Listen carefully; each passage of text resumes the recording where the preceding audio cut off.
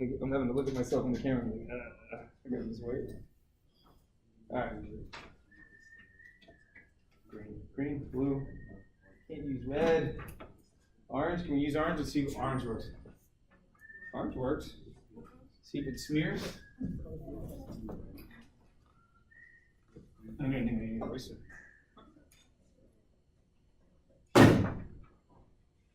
So it's just as dirty. Oh, that's even worse. Okay. Spray over here. Spray? Let's make sure it's out.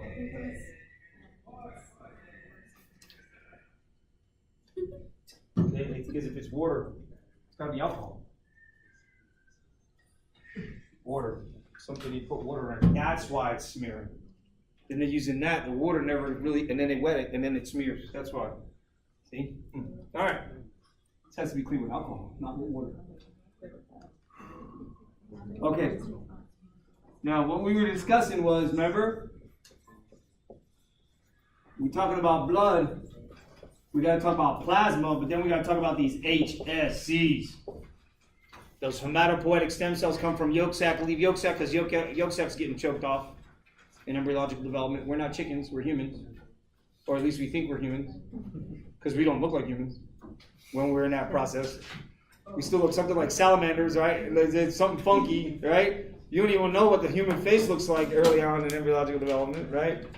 You get left and right face, just so you know. And then the face merges midline. Your nose, the olfactory placodes are out here on your face. They got to migrate in and go up into the nasal cavity. The aortic placode develops more expansively and then enters in and creates the internal and external acoustic meatai, right? Which is what allows you to hear, allows your tympanic membrane to jump back and forth. Mm-hmm. Around what month is that? And your eye as well, because your eye is derived from a combination of skin and connective tissue and then gets pulled into the skull. Oh my God. Yes. And man, we are funky looking. Mandible. You ever see, everybody seen The Predator? Yeah, right? Or Alien? Yeah, right? The detached jaw and snakes. You know, two-piece jaw. More eels have the detachable. The pharyngeal gill slits. No, pharyngeal jaws. Yeah. Inside of their mouth, they have another set of jaws. Another set of jaws. Oh, interesting. So he's talking about pharyngeal gill slits. Right. So we develop pharyngeal gill slits. The problem is they never split from inside to out. They never split and connect like in fish. They create the vocal cord. Does everybody hear me? And all the muscles associated with vocal cords have nerves involved in the muscle to manipulate the vocal cords. Everybody understand that? So this is really neat stuff. So we think we're different. Guess what? We're not. We think we're special. Guess what? We're not. I have a high school biology student who I'm helping at Miami Country Day School. Right? This is like for the rich and famous. I don't know what I'm doing there. I'm just tutoring. Just tutoring. I'm not rich and famous. Don't get me wrong. I'm not rich and famous. Maybe one day, right? Maybe one day. Let's see. I'm a teacher to the rich and famous. Right, Professor Badia, right? So I come in and I tell her, I said, who do you think's more evolved? Plants or humans? Plants. Plants are got to go to work every day, make money to be able to go buy something to eat. Right? Yesterday I hadn't eaten the whole day. I ate at like 8 o'clock at night. Sure enough, where'd I go? McDonald's. Man, I don't want to go to McDonald's. I want to eat something healthier. Damn, man, I just don't have time. All right? I go home and go do stuff. So I got to eat quick and get home. All right? Bad. I know it's bad. Luckily, I don't eat it often. They get to sit out in the sun all day. They get to play in the sun all day long, get to live with tumors their whole entire life. They've been here for 4.5 billion years. I apologize. Billion years, guys. Plants have been here since the dawn of creation. Did everybody understand me? Yeah, I'm not going into the whole God theory thing versus of evolution. Because there's definitely evolution on this planet, no doubt. Because we evolved, right? And we adapt constantly. These cells are evolving constantly. They're constantly evolving, guys. These cells constantly have to evolve to become the destined cells that they're meant to be, which is the red blood cell, the megakaryocyte, and the white blood cell. You know the red blood cell, it goes from erythroblast to erythrocyte. I'm not going to ask you pro-erythroblast, right? I'm not going to ask you all those stages. This isn't histology. If it was histology, then guess what? Then I'd ask you. You understand? If it was medical histology, or we was doing something even more advanced like blood histology, then you're gonna know every single one of those steps, and you're gonna know the hormones that drive them to differentiate. Ever understand that? The key to making red blood cells, mature erythrocytes from those red blood cells. Erythrocytes is a protein called EPO, erythropoietin, produced by kidney cells. The macula densa, you'll learn later. It's part of the juxtaglomerular apparatus, the JGA. It's also the same structure that's responsible for the release of renin. So renin and EPO are produced by the same set of cells.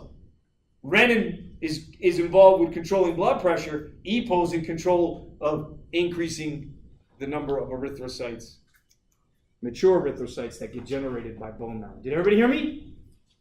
Because remember, we left off at red blood cells migrated from yolk sac to liver and spleen, and they waited to what? Endochondral bone formation, medullary cavity formation. Yes? And then they moved in. Then they stay. Red blood cells always stay. And they wait for erythropoietin from kidney. That's why we need good kidneys. If my kidneys are bad, guys, do you see me having an anemia? You see? If my kidneys are bad, then I don't make EPO. If I don't make EPO, I don't make enough erythrocytes. Doesn't matter that my genes for hemoglobin are normal. You understand? Doesn't matter that I have plenty of folic acid and vitamin B12 and iron. You understand? Doesn't matter that I have glycine, which is the first precursor amino acid in the synthesis of hemoglobin. Doesn't matter that I have it all right, including all the enzymes that are responsible for the catalytic formation of the molecules. Doesn't matter. Because if I don't have EPO, I can't drive this whole process. Do you understand, guys? So if I have renal failure, kidney failure, will reduce the amount of EPO, decrease it, and ultimately stop it. Therefore, not allowing us to make mature erythrocytes. Understand? Now you got a problem. Separate of the kidney problem. See how quickly it can go bad, guys? How quickly stuff can go bad. If you got something wrong with the liver can actually induce the kidney to go bad, and then you're really out of sorts. Because when the liver and the kidney go bad, because there's an association between liver and kidney. Anybody know what it is? So the liver's job, again, see how I keep going back to the liver's job? Guys, how many jobs did I give the liver so far? 3 major jobs, right? 3 major jobs. Well, sure enough, a fourth major job, I think the fourth was the clearance of hemoglobin, right? So they can add a fifth to it, right? Which is it deaminates amino acids, guys. It takes nitrogens off of the amino acid groups. You guys remember an amino acid? What's the structure of an amino acid? Any amino acid, other than proline. The difference with proline is that this becomes a cyclic structure. Everybody see this nitrogen? When I want to take that 2-carbon chain or more, when I want to take this and split it off, they call that deamination. And the liver deaminates the nitrogenous group off of all and any amino acids. When that liver deaminates it, it's going to produce it in the form of urea. Everybody watch.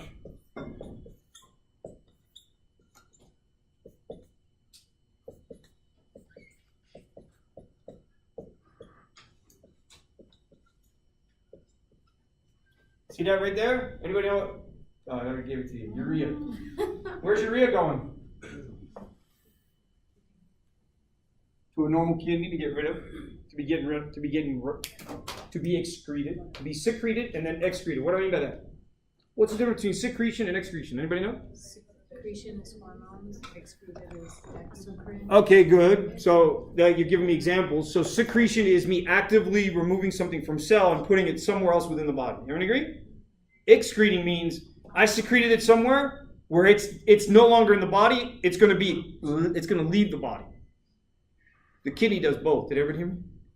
The kidney does both. Did everybody hear me? The kidney does both. Sure enough, the liver does both. Doesn't it? It does it, doesn't it? The kidney does it. The liver does this, doesn't it? Does it with bilirubin. Makes bilirubin more water soluble. And what does it do? Secretes it. Goes into the GI. A portion of it gets excreted through GI. That's what gives you your fecal material, the yellow color. Yeah? Separately, a part of it gets what? Reabsorbed. Because it's already been secreted. Right? It's got to be reabsorbed. Then it goes to the kidney. Kidney what? Filters it out. That's what gives color to your urine as well. But it's a slightly different term because E. coli acts on it in the GI for you to reabsorb. It's called urobilinogen. Okay? That urobilinogen along with urea is what's going to the kidney, guys. And so you can see, hey, if I've got liver damage, so this is what my liver should be doing normally, yeah? If my liver's busy doing other things than what it needs to do, separate of the other three that we talked, the other 3 or 4 processes that the liver has to do normally. If my liver stops deaminating, guys, right? Then what happens? Well, if I stop deaminating, then I got amino acids with excess nitrogen groups on them. Everybody see that? Can't have that. Everybody see that? Separately. So this starts accumulating in the bloodstream. If I'm not deaminating and I'm not making enough urea, so this is going to be another issue because we do reclaim some of this urea back. So again, the whole issue is this inability to recycle these nitrogens to kidney allows them to start to accumulate in the bloodstream. It causes the brain to swell. Did everybody hear me? Hey, one organ, you may be able to live. 2 organs. You know what I'm talking about? Last rites, for those of you who are Catholics, for Christians, right? It means I'm praying for you for the last time because this is the last time I'm going to see you. Because the moment you get liver and kidney, brain's going next. It's called hepatoencephalopathy. And there's a renal hepatoencephalopathy because the kidney's involved with the liver and the liver's involved with the brain. So it's all kind of linked. Everybody follow? Again, with liver. Well, why am I talking about liver now? Well, because why? Because the liver is the site of hematopoiesis, isn't it? At some point in embryological development, it's the site of hematopoiesis. And then separately, its job is to recycle bilirubin. Make albumin, yes? And then what was the other one? What? The spleen, I know, but what was the other function of the liver? The coagulation factors, right? And the angiotensin, right? Angiotensinogen release. Man, the liver's doing so much. See why you don't be messing with your liver? See why I don't be drinking alcohol regularly? Hey, I don't want to take away from that list. I want my liver to do that for as long as it possibly can because I already know I'm only here for 100 years. At best. You know? Si tengo suerte, right? Because I may walk out there today and get hit by a car, right? And be gone. You don't know. Guys, this is such a delicate thing. It is. It really is. So, all right. So back to this now. The HSC, RBCs, HSC. Remember, these HSCs are going to the bone marrow. They still keep their ability to divide and give rise to all these special cells. Just because they move to the bone marrow doesn't mean that they all of a sudden differentiate completely. No, you always got these. If you don't have these, then what do you have? What? Anemia. Another, that big umbrella called anemia. Guys, you see what I'm trying to do here? And it doesn't matter what form of anemia you have, what condition will we have? That I kept pointing back last semester? What? Hypoxia. a decrease in the oxygen delivery to the tissues. You understand, guys? And when that happens, all bets are off. Now you're in ketoacidosis. The most common form of acid, what I tell you, acid-base imbalance is acidosis. Now we got to compensate. Now that's what we're going to talk about this semester. We're going to talk about lung. We're going to talk about how the lung compensates. We're going to talk about how the kidney compensates. Because blood plasma, guys, separative plasma having water and electrolytes, it carries albumin. It carries the globulins.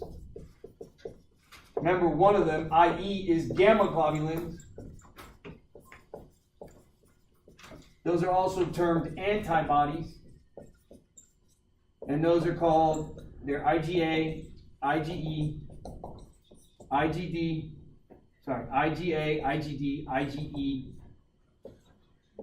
IgG, bless you, and IgM. Those are water soluble, guys. That's not made by the liver, that's made by blood B cells. We're going to go over that now. Electrolytes are just like salts? That's just salts.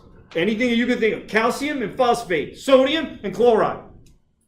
Calcium and whatever. Water can itself in its own right be considered an electrolyte. It's another one of the beauties of water. It's got hydrogen bonding. It's got polar covalent bonds that sticking the hydrogens to the oxygens together. And when one water molecule comes in contact with another one, you're bailando. Hydrogen bonding, right? dipole. And I'm talking about like really dancing, man. We're like exchanging partners dancing. You got me? So like hydrogen bonding, dipole, all that stuff. So dipole is what happens within the cell, okay, right? And you gotta be careful because dipole interactions, I apologize, dipole interactions are when you have a positive charge between something, positive charge between something and negative charge between something else. Or within that same molecule, there's a positive and negative charge within it that aligns it in a way where now so you get dipole, what they call dipole-induced dipole moment, meaning one thing had a dipole plus negative charge like a magnet, and the other one didn't, but it induced the dipole moment. Another one is they both have dipole moments, and they kind of associate. But none of those is really what we're talking about. We're really talking about hydrogen bonding. That's the only really important intermolecular force that one has to really consider here.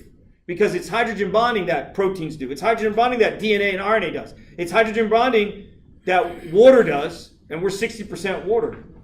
And ionic, anything that's ionic, meaning anything that has metal with a non-metal, is for the most part dissolves in water. Now, for those of you who have taken chemistry, you'll know that there's a solubility chart. What's a solubility chart? What do you think a solubility chart is? Tells you what can and can't. It tells you what can and can't be what? Soluble in water. Because some salts, not all salts, are soluble in water. That's where you got to be careful. Most salts are soluble in water. Depends on the metal that they're associated with. Thank God, copper, any one of the salts that has copper, iron, sodium, potassium, you look at them, thank God, they're soluble in water, at least to some extent. Thank God for that, because those are all the ions that we need in electrolyte form, guys. Those trace elements, anybody know what trace elements are?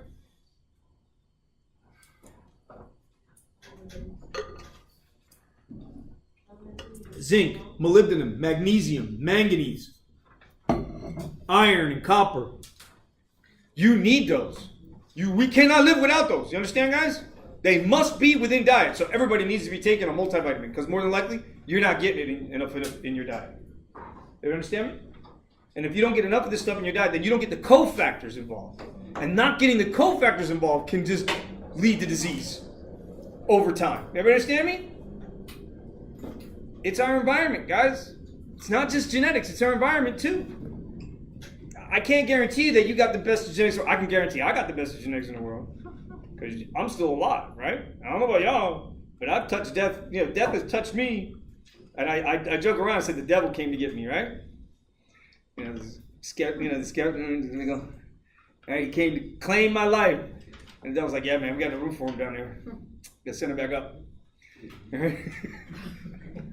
Because I was a Hellraiser kid. That's why I say that, right? I was a Hellraiser kid.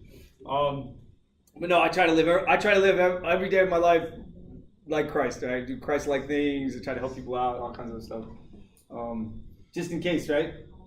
Just in case he's on the other side waiting for me, like, yo, what you do while you was down there, man? Like, God, man, I tried. It's the best you can say, right? Is you tried. And then hope it works. It's all about actions, right? It's not so much about words, but it's through actions, right? Through actions. So, all right, so megakaryocytes, guys, give rise to platelets. Megakaryocytes, then, are the cells. They come from megakaryoblasts, and they fracture off their plasma membranes in small pieces with a whole bunch of stuff that helps locally regulate blood vessel flow. Did everybody hear me? Say that one more time. So platelets have in them what they refer to so platelets are fractured cell membrane containing vasoactive substances. One of those is a lipid in the membrane of the platelet. Everybody hear me? A lipid in the membrane of the platelet. And an enzyme in the membrane of the platelet. Did everybody hear me? An enzyme, protein enzyme, in the lipid of the membrane, with lipids that are in the membrane that are something special.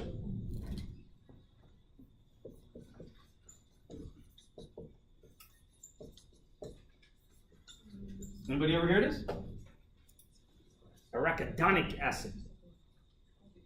So arachidonic acid this is what is the vasoactive substance.